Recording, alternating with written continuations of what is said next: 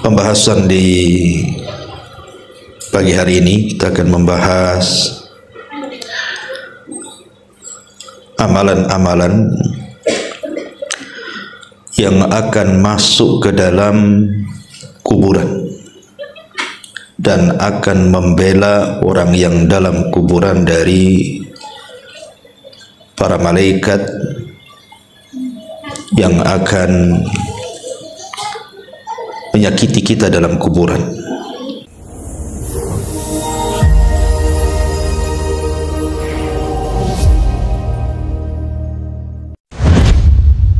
Bismillahirrahmanirrahim.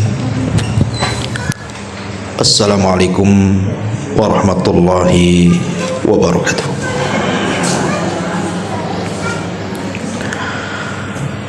Alhamdulillah, alhamdulillahilladzi hadana wa kafana wa ja'alana minal muslimin. Asyhadu an la ilaha illallah wahdahu rabbi la syarika lah wa asyhadu anna Muhammadan abduhu wa rasuluhu alladzi la nabiyya ba'da, amma ba'du. Alhamdulillah, segala puja dan puji hanya milik Allah subhanahu wa ta'ala. Salawat dan juga salam tak henti-hentinya kita curahkan kepada baginda alam Nabi besar Muhammad sallallahu alaihi wasallam. Pembahasan di pagi hari ini kita akan membahas amalan-amalan yang akan masuk ke dalam kuburan dan akan membela orang yang dalam kuburan dari para malaikat yang akan menyakiti kita dalam kuburan. Ma'asyiral muslimat yang dimuliakan Allah Azza wa Jalla, tentu juga masih ada kaitan dengan tazkiyatun nafas. Sebelum saya bahas apa saja amalan-amalan itu, baik kita akan baca riwayatnya baru kita jelaskan. Disebutkan dari hadis Abi Hurairah radhiyallahu anhu. Hadis ini disahihkan oleh Al-Imam Al-Hakim berdasarkan syarat Muslim dan disepakati oleh Al-Imam Al-Zahabi. Tetapi sekelompok para ulama mengatakan bahwa isnadnya atau sanadnya tidak sampai sahih, tetapi derajatnya sampai kepada hasan, sebagaimana dijelaskan dalam kitab Majma' Az-Zawaid karya Al-Imam Al-Haythami, dan juga dicantumkan oleh Syekh Nasiruddin Al-Albani dalam kitabnya Sahihut Targhib dan juga Tarhib. Dari Abu Hurairah radhiyallahu an, Nabi sallallahu alaihi wasallam bersabda, "Innal mayyita idza wudi'a fi qabrihi innahu yasma'u hafqa ni'alihim hatta yuwalluna anhu." Sesungguhnya si mayat ketika diletakkan di kuburnya, maka ia mendengar suara sandal orang-orang yang mengantarkannya sampai mereka kembali pulang. Fa in kana mu'minan, kalau si mayat itu seorang mukmin, kanatis salatu inda ra'sihi, maka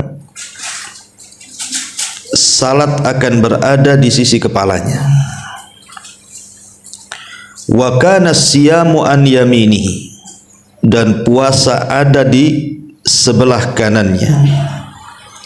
Wa kanatiz zakatu an shimalihi, dan zakat di sisi kirinya. Wa kana fi'lul khairat min sadaqati wassilati wal ma'rufi wal ihsani ilan nas inda rijlaihi. Adapun perbuatan-perbuatan baik yang lainnya seperti sedekah, silaturrahim, perbuatan ma'ruf dan kebaikan kepada manusia lain, maka akan berada di sisi kakinya. Fayu'ta min kibali ra'sihi, lalu malaikat akan mendatangi dari arah kepalanya. Fataqulus salatu, maka salat akan berkata, ma kibali madkhalun. Kata salat kepada malaikat yang hendak mendatangi dari arah kepalanya tersebut akan mengatakan, tidak ada jalan masuk dari arahku. Thumma yu'ta an yaminihi, maka malaikat akan mendatangi dari sebelah kanannya. Fayaqulu siyam, maka puasa akan berkata, ma kibali madkhal, tidak ada jalan masuk dari arahku. Thumma yu'ta an yasari, maka malaikat akan datang dari sebelah kiri. Fataqulus az-zakatu, maka zakat akan berkata, ma kibali madkhal, tidak ada jalan dari arahku. Thumma yu'ta min kibali rijlaihi, fataqulu fi'lul khairati min sadaqati wassilati wal ma'rufi wal ihsani ilan nas ma kibali madkhal. Maka ketika malaikat mengarah dari arah kedua kakinya, maka berkatalah amalan-amalan kebaikan dari sedekah, silaturahim, perbuatan yang ma'ruf, berbuat ihsan kepada manusia, tidak ada jalan dari arah kami. Fayuqalu lahu, maka dikatakan kepada si mayat itu, setelah malaikat ini tidak bisa mendatangi dari arah kanan, dari arah kiri, akhirnya kemudian si mayat disuruh untuk duduk. Ijlis, duduk kamu. Fayajlis, maka dia pun duduk. Wa qad muthilat lahu syamsu wa qad udhiyat lil ghurubi. Kemudian setelah kemudian disuruh duduk, maka ia pun duduk, dan dihayalkanlah kepada si mayat ini bahwa matahari hampir terbenam. Kemudian dikatakan kepadanya, ara'aitaka hadzal rajul alladhi kana fikum ma taqulu fihi wa ma tashhadu bihi alaihi. Tahukah kamu dengan laki-laki ini yang dahulu ada di tengah-tengah kamu, apa yang kamu katakan tentangnya dan apa yang kamu saksikan atasnya? Fayaqul, maka dia pun berkata, da'uni hatta usalli, jangan sibukkan dengan pertanyaan itu. Ini matahari mau tenggelam, aku mau salat. Fayaquluna, maka para malaikat mengatakan, innaka sataf'al akhbirna amma nas'al anhu. Kemudian dia pun mengatakan, kamu akan melakukannya, tapi kabarkan dulu kepada kami apa pendapatmu tentang laki-laki itu dan apa yang kamu saksikan atasnya. Kemudian orang ini mengatakan, qala fayaqulu Muhammadun asyhadu annahu Rasulullah. Yang kau tanyakan itu maksudnya Muhammad, dan aku bersaksi dia adalah Rasulullah. Wa annahu jaa bil haqqi min indillah, dan dia datang dengan kebenaran min indillah, dari sisi Allah. Fayuqalu lahu, maka dikatakan kepadanya, ala dzalika hayyita wa ala dzalika mutta wa ala dzalika tub'atsu insyaallah. Kemudian dikatakan kepada si mayat ini, di atas hal itulah kamu hidup, di atas itulah kamu mati, dan di atas itu pula lah kamu akan dibangkitkan. Kemudian dibukakan kepadanya sebuah pintu dari sorga, dan dikatakan kepada si mayat ini, hadza maq'aduka minha, inilah tempat dudukmu di sorga. Wa ma'addallahu laka fiha, dan apa yang Allah janjikan untukmu. Fayazdadu ghibtatan wa sururan, maka dia pun semakin rindu, semakin bahagia. Kemudian setelah dia melihat sorga dan dia pun semangat dan bahagia, tiba-tiba yuftahu lahu babun min abwabin nar, padanya pintu neraka. Setelah dibukakan pintu sorga dia senang, tiba-tiba pintu neraka pula dibuka sama dia. Fayuqalu, dan dikatakan lahu kepadanya, hadza maq'aduka minha, inilah sebenarnya tempat dudukmu. Wa ma'addallahu laka fiha, dan apa yang Allah janjikan untukmu, lau asaitahu, seandainya dulu kau di dunia bermaksiat. Fayazdadu ghibtatan wa sururan, maka dia semakin senang karena tidak jadi kan dimasukkan ke neraka. Summa yufsahu lahu fi qabrihi sab'una dhira'an, kemudian diluaskan kuburnya sejauh 70 hasta. Wa yunawwir lahu fihi, kemudian didatangkan cahaya yang tadinya gelap menjadi terang benderang dalam kuburnya. Wa yu'adul jasadu lima bada'a minhu, ya. Lalu dikembalikan ruhnya ke dalam jasadnya. Kemudian fataj'alu nasmatuhu fi nasami at-tayyibi, kemudian ruh yang sudah dimasukkan ke dalam jasad tadi dalam rupa yang sangat baik, wa hiya tayrun ya'luqa fi syajaril jannah, yaitu seperti seekor burung yang bertengger di pohon-pohon sorga.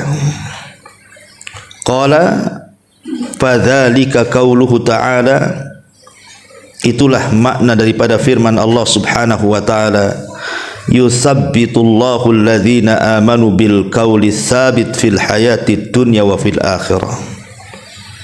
Allah akan meneguhkan orang-orang yang beriman dengan ucapan yang teguh di dalam kehidupan dunia dan di dalam kehidupan akhirat. Surat Ibrahim ayat 27. Inilah teks hadis yang kita akan bahas di pagi hari ini. Ma'asyiral muslimat yang dimuliakan Allah subhanahu wa ta'ala, lihat kisah tadi, bagaimana orang-orang yang beriman yang ketika di dunia banyak mengamalkan amal saleh. Dari amal-amal yang disebutkan dalam hadis ini, amal-amal itu akan masuk ke dalam kubur dan akan membelanya. Kita urut dari berdasarkan riwayat ini. Pertama, salat. Salat inilah yang akan membela kita di kubur kita. Maka jangan pernah meninggalkan salat. Kenapa kemudian permasalahan kubur itu harus seorang muslim itu lebih memperhatikan dengan sangat dalam? Karena Utsman bin Affan radhiyallahu anhu apabila diingatkan soal kubur itu langsung menangis, Bu. beda kalau diingatkan dengan akhirat, padahal ada neraka di situ. Tapi Utsman biasa-biasa saja. Sehingga dikatakan kepada Utsman ibn Affan radhiyallahu anhu, kenapa engkau apabila mendengar kisah-kisah tentang kuburan kau menangis? Tapi kalau diceritakan tentang akhirat kamu biasa-biasa saja. Maka Utsman ibn Affan radhiyallahu anhu mengatakan, celaka kalian. Bukankah kubur itu raudun min riyadil jannah au hufratun min hufarin nar? Bukankah kuburan itu bisa jadi taman yang menuju ke taman-taman sorga, atau boleh jadi dia adalah sebuah gua yang menakutkan yang akan menembus neraka? Itulah aku menangis. Makanya dari sini salah satu amalan yang sangat luar biasa bisa menyelamatkan kita di kuburan itu adalah solat, karena solat akan masuk ke dalam kuburan kita dan dia akan menjaga kepala kita. Jelas-jelas dia membela ketika malaikat akan datang kepada kita, dia pun membela kepala kita dan mengatakan, tidak ada jalan untukmu ke sini. Subhanallah, dari sini solat itu penyelamat.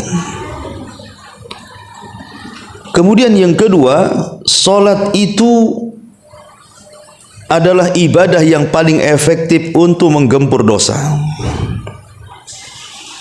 Dalam sebuah hadis Nabi SAW mengatakan, ara'aitum law anna nahran bi babi ahadikum yagtasilu minhu kulla yawmin 5 marrat hal yabqa min daranihi syai'un? Qalu la yabqa min daranihi syai'un. Faqala an-nabiy SAW, fadzalika mithlu as-salawatil 5 yamhullahu bihinnal khataya, muttafaqun alaih. Kata Nabi SAW, bagaimana pendapatmu kalau engkau punya sungai di depan rumahmu itu dan engkau mandi 5 kali dalam sehari di sungai yang bersih, yang jernih itu? Bukankah aku akan bersih badanmu dari kotoran-kotoran, debu yang menempel di badanmu itu, atau daki-dakimu akan hilang? Maka sahabat tentu Rasul, kalau orang mandi 5 kali ya habislah daki di badan tuh. Kata Nabi SAW, itulah solat 5 waktu. Sama dengan kita membersihkan di sungai sehari 5 kali. Lihat bagaimana keutamaan solat. Pertama, menyelamatkan dan membela kita di kuburan. Yang kedua, sebab terbesar dosa kita akan diampuni. Bahkan yang lebih hebat dibandingkan itu, Bu, solat itu penyebab terbesar kita akan mendapatkan nikmat di akhirat melebihi nikmat sorga itu sendiri. Sorga itu sudah nikmat, tapi ada yang lebih nikmat dibandingkan kenikmatan sorga. Apa itu? Ru'yatullahi azza wa jal. Kita akan melihat Allah. Maka siapa yang banyak solat, maka dia akan banyak melihat Allah. Terutama solat subuh dan solat asar kalau kita senantiasa menjaganya. Dan itu berdasarkan hadis. Nabi SAW mengatakan dalam hadis yang dikeluarkan Bukhari Muslim dari Jarir ibn Abdullah al-Bajali, dia mengatakan, kunna julusan inda Rasulillah SAW, kami lo duduk-duduk di sisi Nabi. Idh nadhara ilal qamari lailatal badri, ketika itu Nabi melihat bulan yang sedang terang-terangnya karena waktu itu sedang purnama.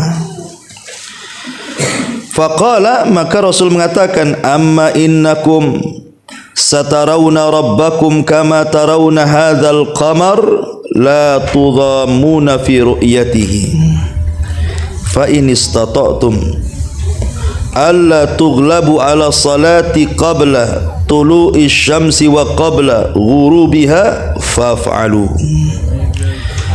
Adapun kalian akan melihat Rabb kalian, kata Rasul, seperti melihat bulan purnama malam ini.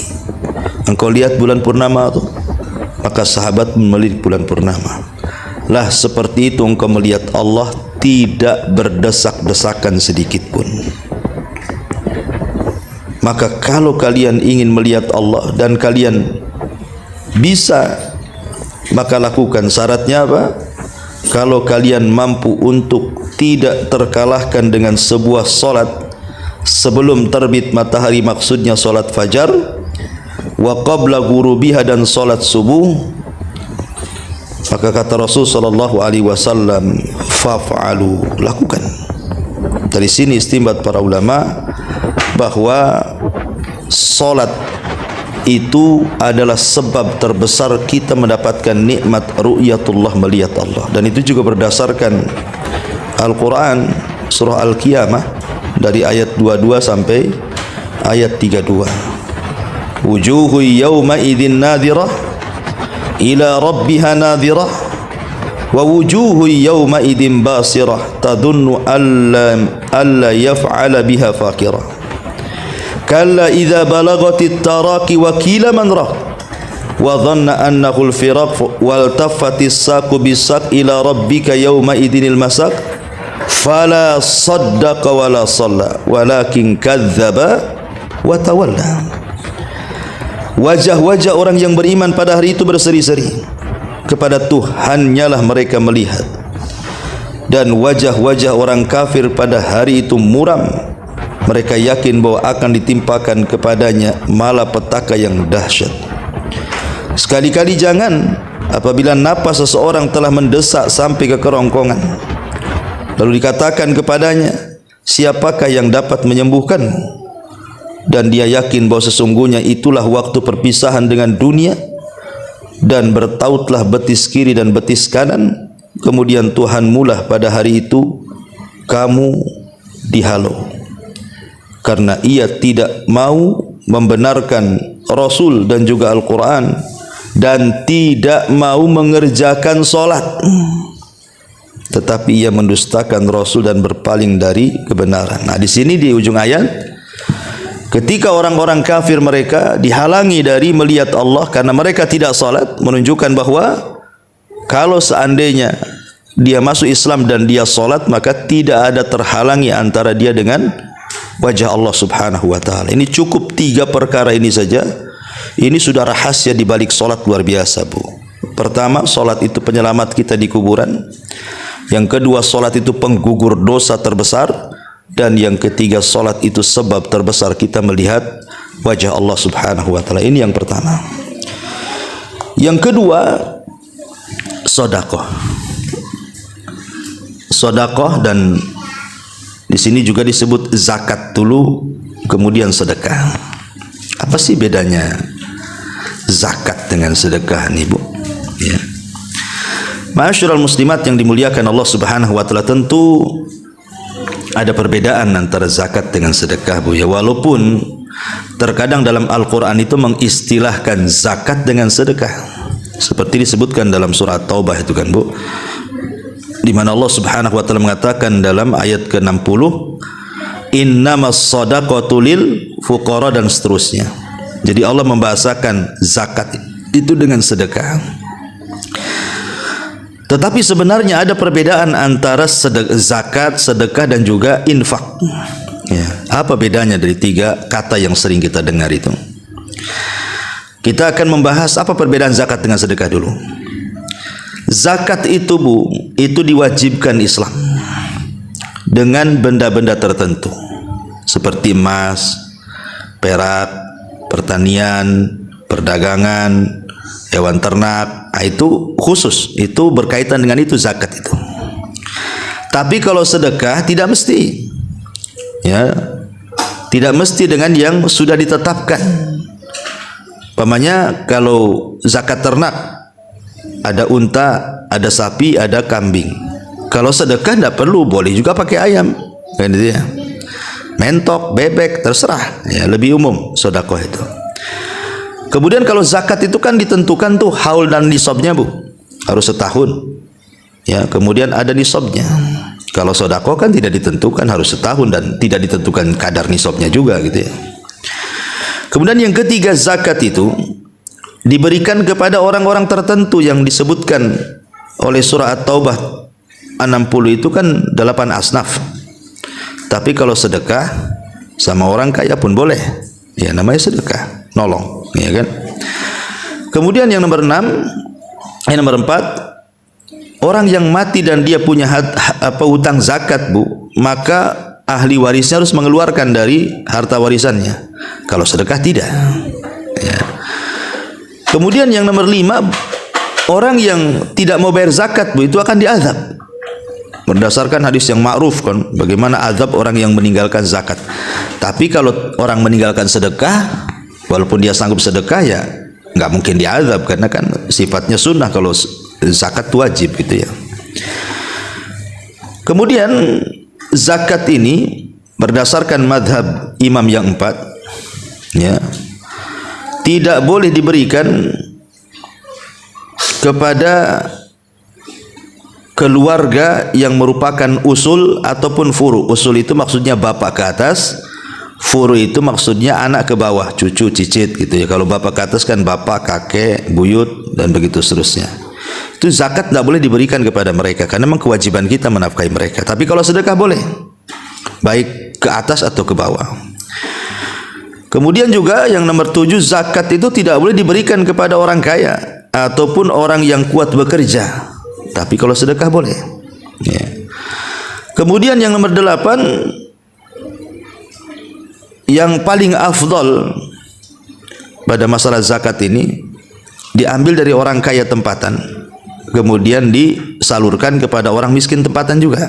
Artinya jangan disalurkan keluar, itu yang paling afdol. Bahkan ada yang sampai ulama itu mengatakan tidak boleh dikirim zakat itu ke luar daerah gitu ya. Tapi kalau sedekah kan nggak ada khilaf, Bu.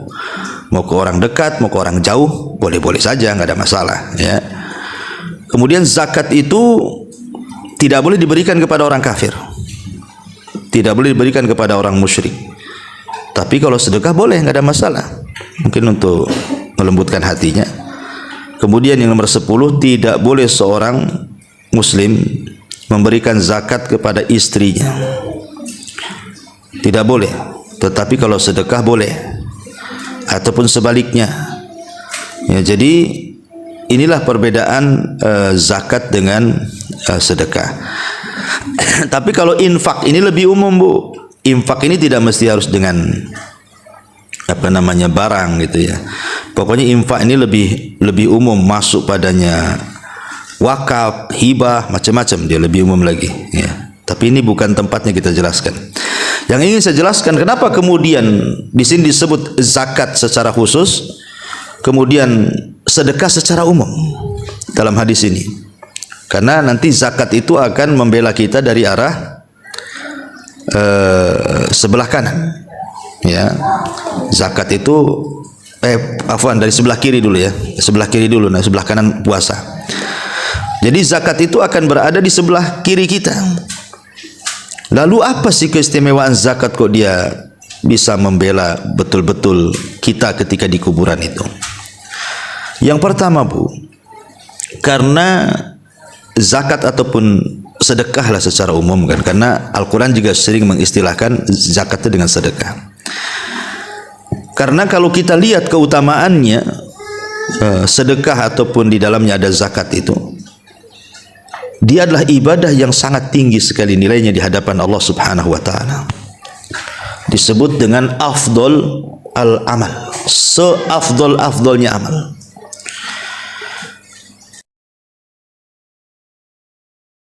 Maka Rasul mengatakan idkhal as-surur 'alal mu'min, memasukkan kebahagiaan kepada hati seorang mukmin. Dengan cara apa? Yaqdi an hudainan, ikut membayarkan hutang. Dan membayar hutang bisa dari uang zakat. Ya, jadi ada saudara kita terlilit hutang, kemudian kita punya tanggungan zakat, maka kita zakatkan kepada orang yang terlilit hutang supaya bayar hutang. Kemudian yaqdi lahu hajah, ataupun kepada orang yang punya hajat, mungkin dia miskin, kelaparan dan begitu seterusnya, sehingga butuh dibantu, zakat bisa disalurkan. Karena bagaimanapun orang-orang fakir dan miskin masuk dalam asnaf zakat, dan juga masuk dalam sedekah juga. Ya. Termasuk juga yanfusulahu kurbatan, bisa menghilangkan kurba, kesulitan. Intinya bahwa sedekah dan zakat ini seafdal-afdal amal. Yang kedua, bisa menghindarkan mara bahaya. Kata Nabi SAW, "Sana'iul ma'ruf taqi masari as-su' wal afat wal muhlikat." Jadi perbuatan-perbuatan bisa memalingkan kita dari perbuatan buruk atau kejadian buruk atau peristiwa yang akan menghancurkan, peristiwa yang akan mencelakakan. Kita bisa dihindar dari bala dan bencana gara-gara sedekah. Kenapa? Karena sedekah ini bisa menggugurkan atau meredam, ya, bahasanya meredam kemurkaan Allah Subhanahu wa taala.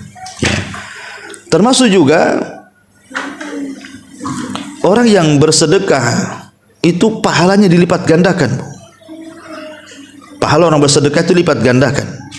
Sampai Allah mengatakan dalam surah Al-Hadid ayat 18 itu kan, innal musaddiqina wal musaddiqati innal musaddiqina wal musaddiqati wa aqridullaha qardan hasana yudha'af lahum wa lahum ajrun karim.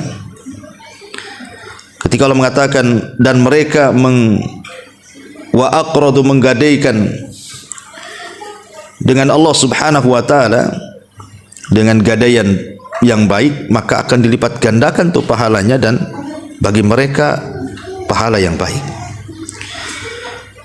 Dan banyak lagi, karena seperti mampu menghapuskan dosa-dosa, ya jelas ya kan. Kemudian juga hartanya menjadi berkah dan bertambah. Kemudian juga bisa terjaga dari azab Allah, dan penyebab terbesar juga masuk surga. Kemudian juga sedekah sebagai dalil keimanan kita. Maka disebut sedekah itu dari kalimat sodaqah, membenarkan. Jadi ketika sedekah itu kalau kita tidak bersedekah padahal kita mampu sedekah, berarti dipertanyakan keimanannya, karena itu menunjukkan kejujuran iman seseorang sedekah itu. Ya.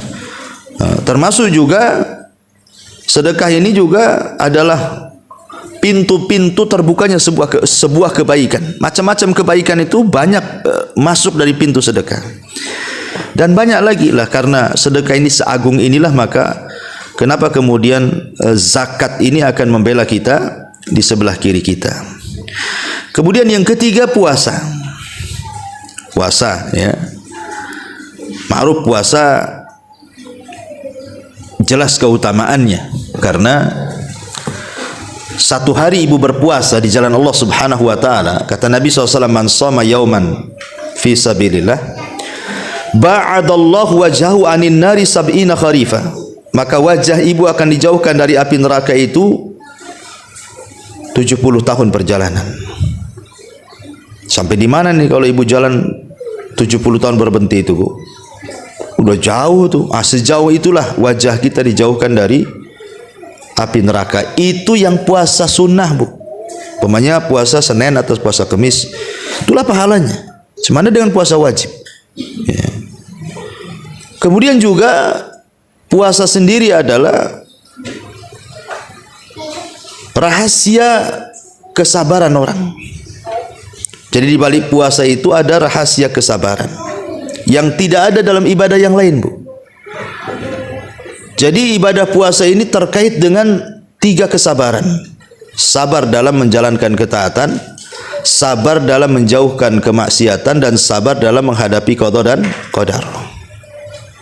Adapun sabar menjalankan ketaatan, yang memang puasa harus sabar, kalau enggak batal lah, Bu. Ya kan? Kemudian yang kedua, sabar dari meninggalkan maksiat. Jangan sampai ketika berpuasa ibu gibah, habis puasanya, pahalanya percuma lapar-lapar kan gitu.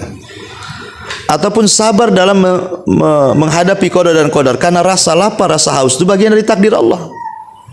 Kalau orang tidak makan lapar, kalau orang tidak minum haus, itu udah takdir, dan kita harus sabar di situ. Makanya ketika puasa mencakup 3 perkara ini, bahwa kandungan puasa ini luar biasa, karena dia adalah aplikasi atau perwujudan dari rasa sabar itu sendiri. Dan sabar ini adalah separuh sifat yang memasukkan kita ke surga. Kan ada 2 sifat kalau kita miliki, Bu. 2 sifat inilah penyumbang terbesar kita masuk surga. Pertama sabar, yang kedua syukur. Sabar akan musibah dan syukur akan nikmat. Orang kalau dihiasi dengan 2 sifat ini, inilah yang paling menonjol. 2 sifat orang itu sebab masuk surga. Jadi karena ada terkandung kesabaran puasa, dan pahala puasa, pahala orang sabar itu jelas dalam Quran. Innama yuwaffas sabiruna ajrahum bighairi hisab. Kami akan cukupkan orang-orang yang sabar itu tanpa hisab, menunjukkan bahwa puasa itu luar biasa. Ya, akan diberikan pahala yang berlipat ganda yang kita tidak tahu. Apalagi satu-satunya ibadah yang mendekati keikhlasan itu adalah puasa. Kenapa saya katakan mendekati keikhlasan dibandingkan ibadah yang lain? Karena puasa nggak nampak, Bu. Kalau sholat nampak lah ibu takbiratul ihram sampai salam. Kalau sedekah ibu nampak jinjing uang, atau mungkin kalau zakat fitrah nenteng beras. Kalau haji nampak ada manasiknya. Ya. Jadi semua ibadah, baca Quran nampak, semua nampak. Tapi kalau puasa nggak nampak, Bu. Umpamanya sekarang hari Kamis umpamanya. Mungkin di antara ibu ada yang puasa, ada yang tidak. Mana ibu tahu di samping ibu puasa? Tahu Ustaz, gimana caranya? Ini kami edarkan aqua gelas, tak diminum sama dia tuh. Jangan-jangan dia puasa tuh. Belum tentu. Jangan-jangan dia memang lagi nggak mood minum kan gitu ya. Mungkin dia sudah bawa dari rumahnya termos isinya kopi dengan teh gitu kan. Ngapain pula aqua gelas katanya. Jadi yang kita kan tidak tahu namanya, nggak ada ciri-cirinya orang puasa tuh. Enggak ada Ustadz, tadi selama dibonceng dia ngeludah-ngeludah terus katanya. Itu lagi sariawan ibu, ya bukan lagi puasa. Jadi nggak bisa, gimana caranya? Kecuali ngaku. Orang puasa itu ngaku, baru dia tahu kita puasa. Minumlah, Afan lagi puasa. Itu kita baru tahu kalau dia ngomong begitu. Tapi kalau dia nggak ngomong, mana tahu dia puasa. Makanya saya katakan puasa itu ibadah yang dekat dengan keikhlasan. Jadi ibadah yang dekat dengan kesabaran, ibadah yang dekat dengan keikhlasan gitu ya. Ibadah yang jauh daripada ria dan macam-macam. Apalagi kemudian puasa sendiri secara kesehatan memang bagus gitu kan. Lah sebab itulah maka puasa pun adalah salah satu ibadah yang akan masuk ke dalam kuburan kita dan akan berada sebelah kanan kita, dan setiap malaikat mau datang dari sebelah kanan dia mengatakan tidak ada jalan untukmu, nyingkir sana, nggak boleh, ini nggak ada jalan untukmu, dipagari sama puasanya. Jadi dari atas dipagari oleh solat, kemudian sebelah kanan oleh puasa, sebelah kiri pula oleh zakat. Nah berarti tinggal sebelah kaki aja, ya kan? Kepala selamat, kanan selamat, kiri selamat, berarti yang tidak selamat tinggal kaki.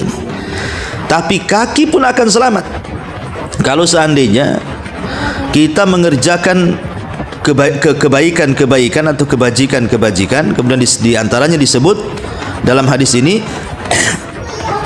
pertama sedekah, dan tadi saya sudah bahas. Kemudian yang kedua silaturahim, ya, menyambung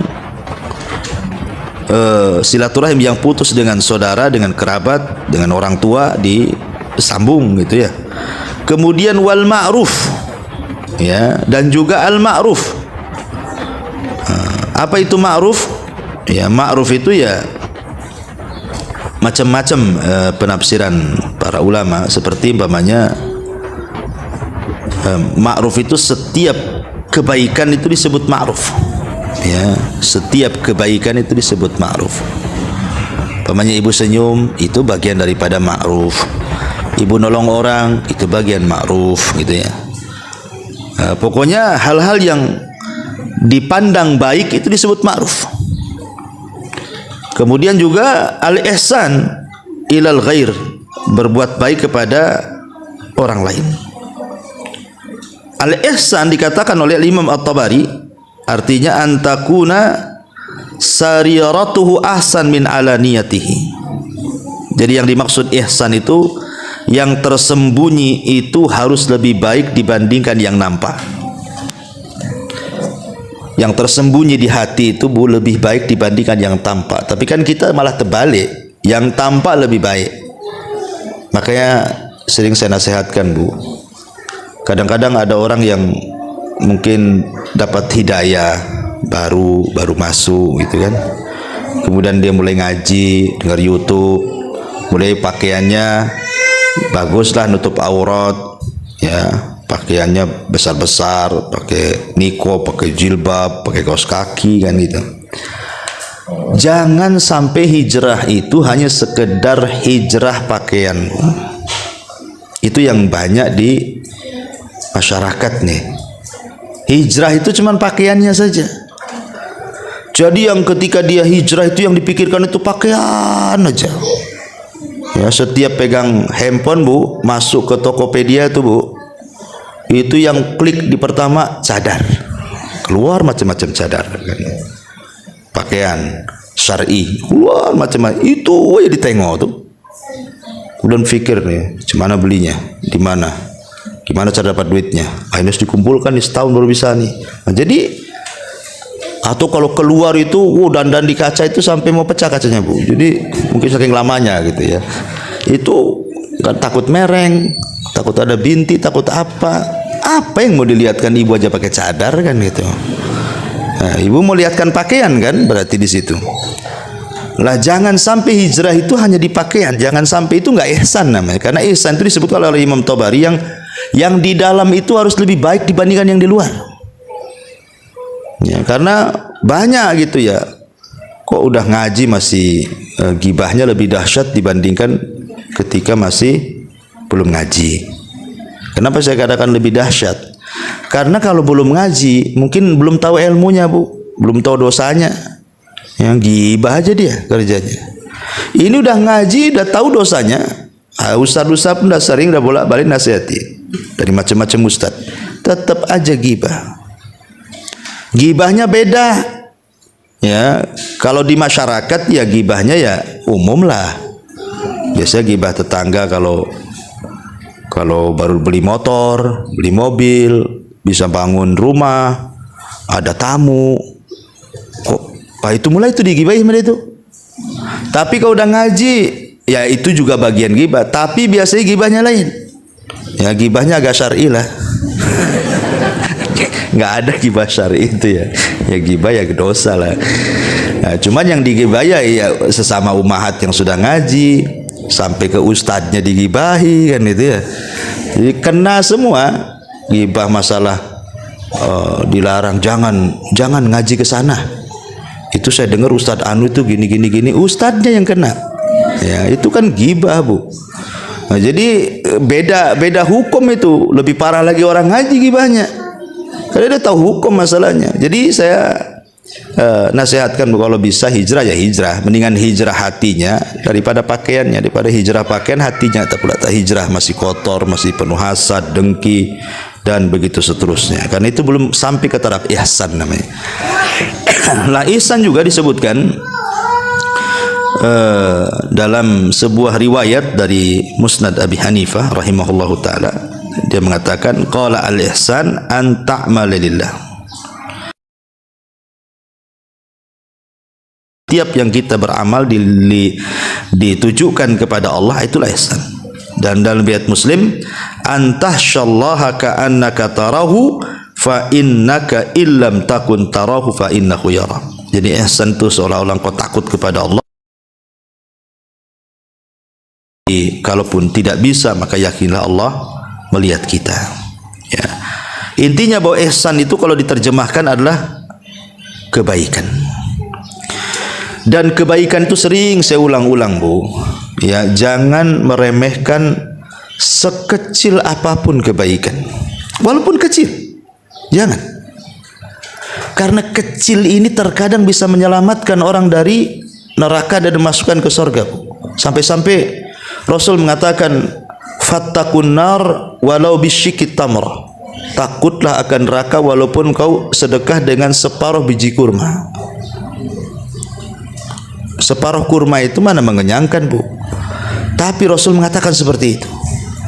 Karena nanti pada hari kiamat itu ada orang-orang, Bu, diletakkan di tempat yang paling tinggi di antara sorga dan neraka, yang disebut dengan Ashabul A'raf. Ashabul A'raf itu diletakkan di tempat yang tinggi sekali. Kalau dia memandang sorga, pengenlah dia masuk sorga. Kalau dia memandang neraka, nampaklah kawan-kawan dia yang bejat-bejat itu di neraka. Dia pun mencaci maki orang-orang yang masuk neraka, kemudian dia pun takut kalau dimasukkan ke dalam neraka. Kenapa coba Ashabul A'raf itu kok diletakkan di tengah-tengah gitu? Padahal kebaikannya banyak, Bu. Harusnya kan dia masuk sorga. Rupanya yang menghalangi dia masuk sorga karena kejahatannya sama dengan kebaikannya. 50-50, 50%, 50%. Sehingga dia tidak masuk sorga karena kejahatannya 50%, tidak bisa dimasukkan ke neraka karena ada kebaikan 50%. Coba kalau seandainya dari 50% yang ia punya dari kebaikan itu, mungkin ditambahlah dengan cara tadi infak walaupun separuh kurma. Kan ada nambah poin, Bu. Oke lah, nambah poin 1. Atau dengan 1 rakaat sholat witir, atau 1 ayat dalam Quran. Tentukan dari yang tadinya 50% ke 50%, anggaplah kebaikannya tambah 1, 51% kebaikannya, dan keburukannya 49%, yakin masuk surga, Bu. Tapi sebaliknya kalau angka 1 itu dipindah ke keburukan, kebaikannya 49%, kemudian keburukannya 51%. Wah, itu dipastikan masuk neraka, Bu. Karena manusia itu terbagi menjadi 3 kelompok. Kelompok yang pertama yang berat timbangannya, walaupun hanya 1%, direct masuk surga, nggak ada cerita neraka. Kedua, orang yang berat timbangan buruknya, direct masuk neraka. Ya tentu tergantung amalannya, apakah dia lama atau tidak neraka. Kemudian yang ketiga yang tengah-tengah, kebaikan dan keburukannya sama, itulah Ashabul A'raf. Jadi jangan sampai dalam sehari ini kita tidak berbuat baik. Ya, mungkin berbuat baik itu kan maksudnya baik kepada diri sendiri, kepada orang lain, atau kepada Allah. Banyak kok caranya kok. Kita bisa mendapatkan pahala dalam 1 hari itu. Jangan 1 hari 1 detik pun itu bisa ibu bisa dapat pahala. Zikir aja lah. Subhanallah, nggak sampai 1 detik dapat pahala. Ya, jadi jangan sampai remehkan kata Rasulullah, tahqiranna minal ma'rufi syai'an walau antal wajhaka biwajhin talqin. Jangan remehkan sekecil apapun kebaikan, hatta walaupun hanya sekedar melemparkan senyum kepada saudaramu. Wallahu a'lam. Inilah tema kita. Taib, sebelum saya tutup, kita buat tanya jawab.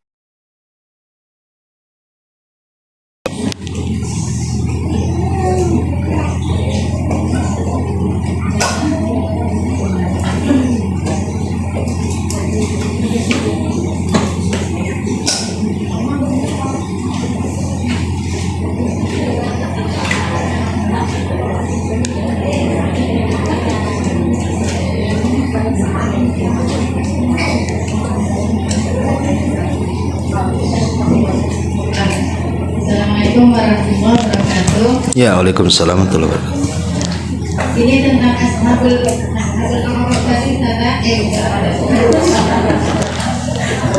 Apa tadi, Ustazah? Iya, gimana? Itu kan diletakkan di tempat yang tertinggi, itu yang sama berarti saja. Iya. Jadi itu apakah selamanya di situ atau bagaimana saja? Iya, Ashabul A'raf itu sebagian ulama menjelaskan bahwa mereka orang yang terakhir dihisab. Mereka adalah orang yang terakhir dihisab. Jadi orang itu dihisab semua, dia pula yang terakhir itu. Tetapi ujung-ujungnya Ashabul A'raf masuk surga juga dengan syafaat. Ya, tapi kan dia harus tunggu di situ lama. Karena nunggu orang dihisab satu-satu, baru yang terakhir mereka kan. Ya, walaupun kemudian mereka tidak masuk neraka, tetap dapat syafaat dan rahmat Allah, mereka masuk ke dalam surga. Tetapi lamanya mereka di situ kan cukup menyiksa mereka. Yaitu karena ada dosa di situ. tetapi juga tidak diazab seperti penduduk neraka karena ada pahala di situ. Ya tidak selamanya di situ, tetap ujung-ujungnya masuk, karena di akhirat itu tidak ada 3 tempat, yang ada cuma 2. Ujung manusia itu cuma 2, masuk neraka atau masuk surga. Ashabul A'raf itu hanya menunggu hisab saja. Ya, jadi ujung-ujungnya cuma 2 tempat itu saja. Wallahu a'lam. Oh iya.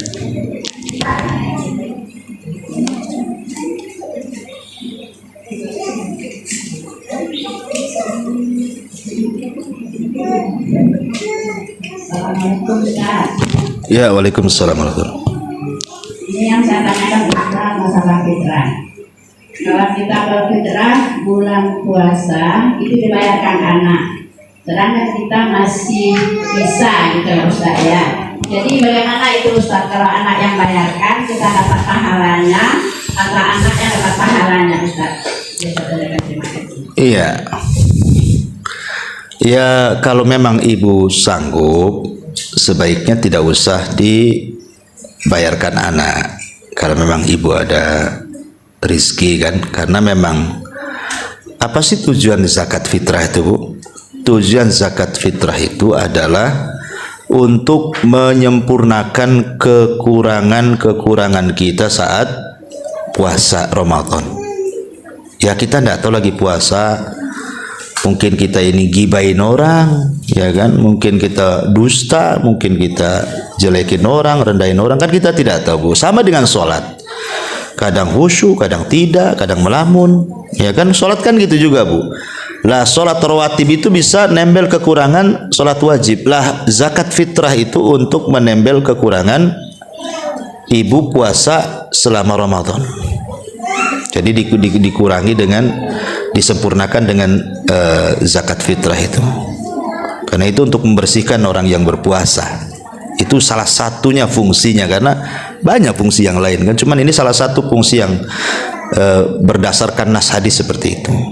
Tuhratun lis-shaimin, untuk membersihkan orang-orang yang berpuasa, sehingga kalau bisa jangan difitrahkan orang. Kalau kita sanggup, ya fitrahkan diri sendiri saja. Nah, tapi kalau seandainya